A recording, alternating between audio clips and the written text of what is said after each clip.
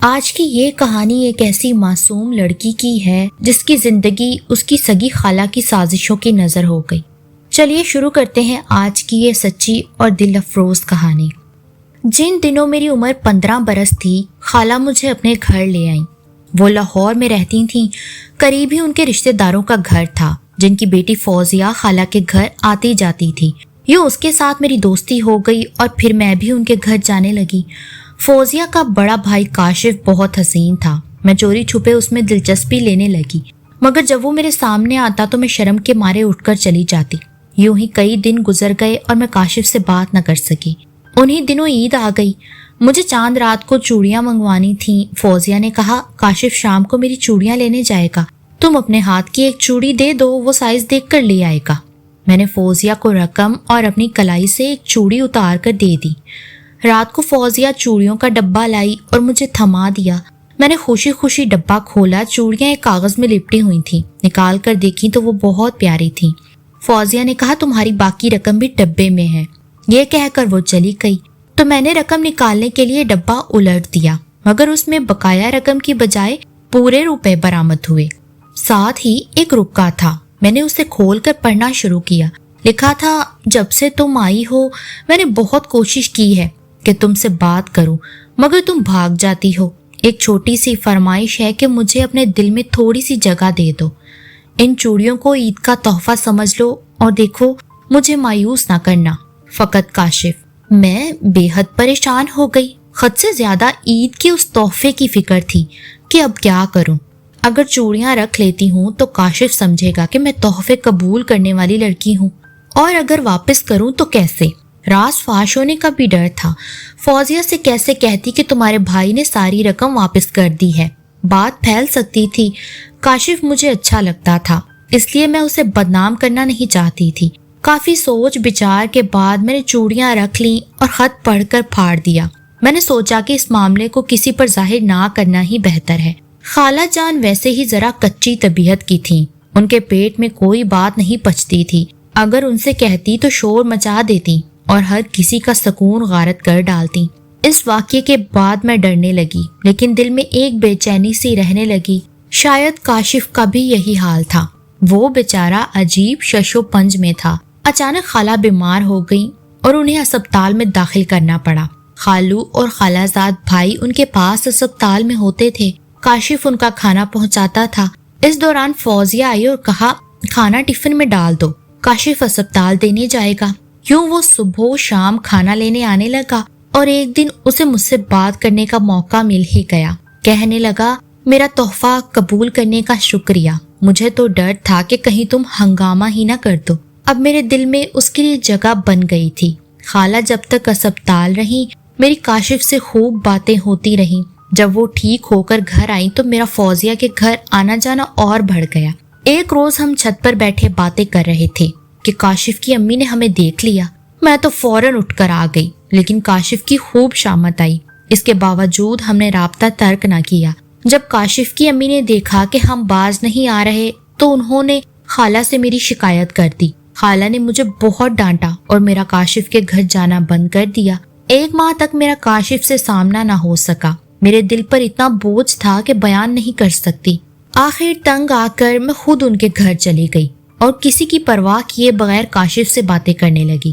اس روز ہم نے جی بھر کر باتیں کی۔ جیسے ہی خالہ کو اس کا علم ہوا وہ آگ بگولا ہو گئیں اور انہوں نے میری خوب پٹائی کی۔ کاشف کی امی کو پتا چلا کہ خالہ نے مجھے پیٹا ہے تو انہوں نے آ کر خالہ کو سمجھایا اور کہا کہ اس طرح بات مزید بڑھے گی، بہتر یہی ہے کہ تم شمسا کا رشتہ کاشف کے لیے دے دو۔ خالہ نے حامی بھر لی۔ یوں 1.5 سال بعد خالہ مجھے میرے والدین کے گھر لے آئیں اور امی کو تمام صورتحال سے آگاہ کیا۔ ان دنوں میں بہت پریشان تھی، میں نے کھانا پینا چھوڑ دیا تھا اور ہر وقت اداس رہتی۔ آخرکار ابو بھی مان گئے۔ کاشف خالہ کی نند کا بیٹا تھا، اس لیے رشتہ طے ہو گیا اور انہوں نے آ کر میری اور کاشف کی منگنی کر دی۔ میں اس وقت اتنی خوش تھی جیسے دونوں جہان کی خوشیاں مجھے مل گئی ہوں۔ ہماری منگنی کو 2 ماہ گزر چکے تھے۔ ہم عید قریب آنے پر توقع کر رہے تھے کہ وہ میرے لیے عید کا جوڑا لائیں گے، مگر عید سے 2 دن پہلے خالہ آئیں اور عید کا جوڑا لانے کے بجائے میری منگنی کی انگوٹھی واپس کر گئیں۔ انہوں نے امی سے کہا لڑکا آوارہ ہو گیا ہے हर लड़की को तंग करता है। वो हमारी शमसा के लायक नहीं है। अम्मी ने काशिफ को देखा हुआ था। उन्होंने बहुत इसरार किया कि हम मंगनी नहीं तोड़ना चाहते। लड़का ऐसा नहीं लगता और शायद आपको कोई गलत फहमी हुई है। खुदा जाने खाला को किस बात का गुस्सा था, मगर उन्होंने एक ना सुनी और अंगूठी लेकर चली गई। वहां जाकर उन्होंने अंगूठी काशिफ की माँ को वापस कर दी और झूठ बोल दिया कि लड़की ने खुद जवाब दिया है और ये मंगनी तोड़कर मेरे बेटे नसीर से शादी करना चाहती है। जब इस बात का इल्म काशिफ को हुआ तो उसने मेरे नाम एक आखिरी खत लिखा और उसे खाला के हवाले करके घर से चला गया। अगले दिन पता चला कि उसने खुदकुशी कर ली है। जब उसकी मौत की खबर मिली तो मैं सदमे से बेहोश हो गई। इसके बाद मेरा जो हाल हुआ वो ना पूछिए। मैं 3 माह तक बिस्तर से लगी रही और अपनी तकदीर पर आंसू बहाती रही। किस्मत की सितम ज़रीफी देखिए कि मंजिल करीब आकर फिर दूर हो गई। इस सदमे का मेरे दिलो दिमाग पर ऐसा असर हुआ कि मैं पागलों जैसी हो गई। अकेली बैठी खुद से बातें करती थी, ना खाने का होश ना पीने का पता। रफ्ता रफ्ता हकीकत हम पर खुली। जब खाला के बेटे नसीर को पता चला था कि मेरी मंगनी काशिफ से हो गई है तो उसने अपनी माँ से सख्त एहतजाज किया था। आपने ये क्या किया?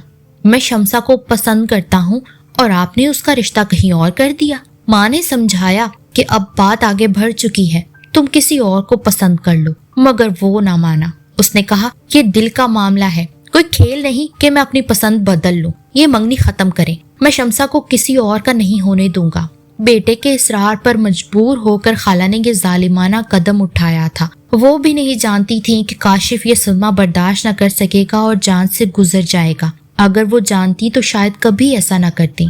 जो होना था वो हो गया। साल भर तक मैं गुमसुम रही, फिर वक्त ने जख्म भरना शुरू किए। अब मैं दोबारा जिंदगी में दिलचस्पी लेने लगी थी, मगर दिल हर वक्त उदास रहता। घर वालों ने देखा कि मैं संभल गई हूँ तो उन्होंने दोबारा मेरी शादी का जिक्र छेड़ा। मैं काफी दिन इनकार करती रही, मगर जब माँ ने जान देने की धमकी दी तो मैं सोचने पर मजबूर हो गई कि इसमें बेचारी माँ का क्या कसूर है। आखिर मैंने कह दिया कि जो आपकी मर्जी। एक दिन खाला दोबारा हमारे घर आई और वही मंगनी की अंगूठी साथ लाई जो अब उनके अपने बेटे नसीर की तरफ से थी। 2 माह बाद नसीर से मेरी शादी हो गई। मैं ब्याह कर लाहौर खाला के घर आ गई। वो घर जो मुझे कभी बहुत अच्छा लगता था, आज मैं हमेशा के लिए वहां आ तो गई थी, लेकिन अब मेरे पास वो ख्वाब नहीं थे जिनसे इंसान की दुनिया रंगीन होती है। मैं उस वक्त एक थके हुए मुसाफिर की मानंद थी जो सहरा में खारदार झाड़ी की छांव को ही गनीमत समझकर वहां पड़ाव डाल लेता है।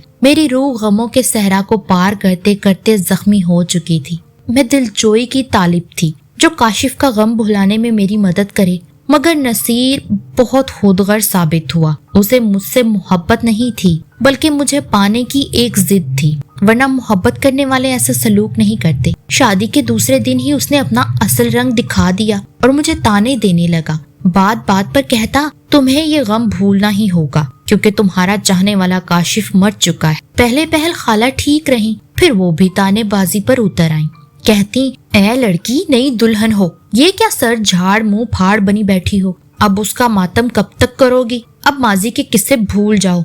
मैं तो समझी थी कि वो मेरा दुख बांटेंगी, मगर उन्होंने तो लम्हा बलम्हा मुझे काशिफ का गम याद दिलाने की ठान ली थी। जो बातें मैं उनकी मोहब्बत पाकर शायद भूल जाती, वो उन्होंने तानों के जरिए मेरे जहन में ताजा रखी। बर्दाश्त की भी एक हद होती है। जिनसे गम गुसारी की तमन्ना थी, जब वही सताने लगे तो मेरे सब्र का पैमाना लबरेज हो गया और मैंने मेके जाने का फैसला कर लिया। मैंने अहद किया कि अब अगर यहाँ से गई तो दोबारा इन संगदिलों के घर लौट कर नहीं आऊंगी। ऐसा ही हुआ। अम्मी बीमार हुई तो उन्होंने फोन किया कि शमसा को भेज दो, मैं उसके लिए उदास हूँ। नसीर मुझे अम्मी के पास छोड़ आया। मैंने वहां जाकर अम्मी अब्बू को सब बता दिया और साफ कह दिया कि अब मैं उस जहन्नुम में वापस नहीं जाऊंगी, क्योंकि वो हर वक्त मुझे एक मुर्दा शख्स के ताने देते हैं। 10 दिन बाद नसीर और खाला मुझे लेने आए। अब्बू ने उन्हें आड़े हाथों लिया और कहा कि अब तुम लोग मेरी बेटी का ख्याल छोड़ दो, इसे तलाक दे दो या फिर अदालत में मिलना। अब्बू ने ये फैसला जज्बात में नहीं किया था, वो उन लोगों की रौनियत और मेरा दुख समझ गए थे। नसीर जिद्दी था और अब्बू भी जो ठान लेते करके रहते थे। दोनों का खूब मुकाबला हुआ और मैं खामोश तमाशाई बनी रही। आखिरकार अब्बू जीत गए और नसीर को हथियार डालने पड़े। उसने मुझे तलाक दे दी और मैं हमेशा के लिए उस कैद से आज़ाद हो गई। मैंने दोबारा कॉलेज में दाखिला लिया, बीए और बीएड करने के बाद एक स्कूल में मुलाजमत इख्तियार कर ली। काफी अरसे तक जिंदगी यूं ही गुजरती रही। एक दिन अब्बू ने मुझसे कहा, बेटी, माँ बाप को बेटियां बहुत प्यारी होती हैं, लेकिन वो हमेशा साथ नहीं रहते। बेटियों को अपने घर जाना ही होता है। मैंने तुम्हारे लिए एक बहुत अच्छा रिश्ता ढूंढ लिया है। मैंने उनकी खुशी की खातिर सर झुका दिया। अब्बू ने मेरी शादी अपने एक दोस्त के बेटे आबिद से कर दी। ये आबिद की दूसरी शादी थी। उनकी पहली बीवी अंग्रेज थी जिसने तलाक लेकर बच्चे उनके हवाले कर दिए थे। आबिद एक बेहतरीन इंसान साबित हुए। शादी के बाद वो मुझे कनाडा ले गए, जहां मैंने 10 बरस गुजारे और उनके दोनों बच्चों को माँ का प्यार दिया। अल्लाह ने मुझे भी औलाद की नेमत से नवाजा। आज मैं अपने बच्चों के साथ बहुत खुश हूँ और मेरा घर अश्के जन्नत है। सच तो ये है कि कोई जगह बजाते खुद जन्नत या जहन्नुम नहीं होती। ये इंसान ही होते हैं जो अपने रवैयों से किसी जगह को जन्नत या जहन्नुम बना देते हैं।